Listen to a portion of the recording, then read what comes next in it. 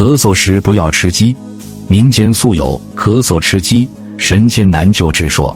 中医认为鸡肉性温属阳，助肝风，生内火，易加重病情。